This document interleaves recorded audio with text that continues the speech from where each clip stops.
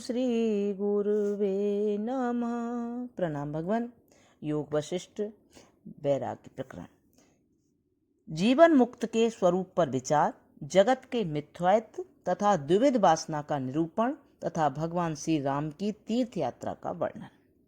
भरद्वाज बोले, ब्राह्मण, आप श्री रामचंद्र जी की कथा से आरंभ करके क्रमशः जीवन मुक्त की स्थिति का मुझसे वर्णन कीजिए, जिससे मैं सदा के लिए परम सुखी हो जाऊं। वाल्मीकि जी ने कहा, साधु पुरुष भरद्वाज, जैसे रूप रहित आकाश में नील पीत आदि वर्णों का भ्रम होता है, उसी प्रकार निर्गुण निराकार ब्रह्म में अज्ञानवश जगत की सत्ता का भ्रम होता है। यह जो जगत संबंधी भ्रम उत्पन्न हो गया है, इसे इस तरह भुला दिया जाए कि फिर कभी इसका स्मरण ही न हो। इसको मैं उत्तम ज्ञान मानता हूँ। इस दृश्य प्रपंच का अत्यंत अभाव है। यह बिना हुए ही भासित हो रहा है। जब तक ऐसा बोध नहीं होता, तब तक कोई कभी भी उस उत्कृष्ट आत्मज्ञान का अनुभव नहीं कर सकता। इसलिए आत्मज्ञान का अन्वेषण, उसकी प्राप्ति के लिए प्रयत्न करना चाहिए।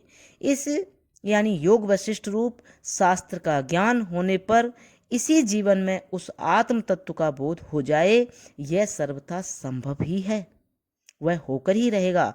इसी उद्देश्य से इस शास्त्र का विस्तार यानी प्रचार प्रसार किया जाता है।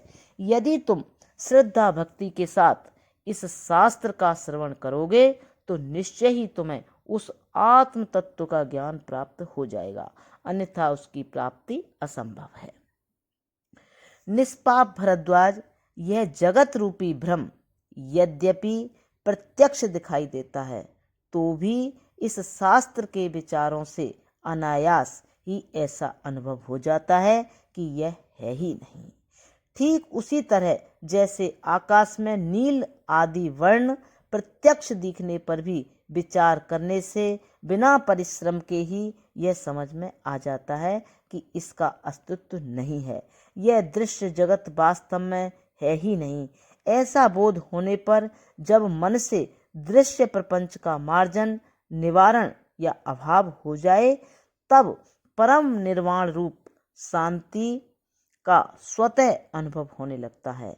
ब्रह्मन, संपूर्ण रूप से वासनाओं का जो परित्याग यानी अत्यंत अभाव है, वही उत्तम मोक्ष कहलाता है। प्रणाम भगवान। अब यहाँ से आगे कल। ओम शांति शांति शांति।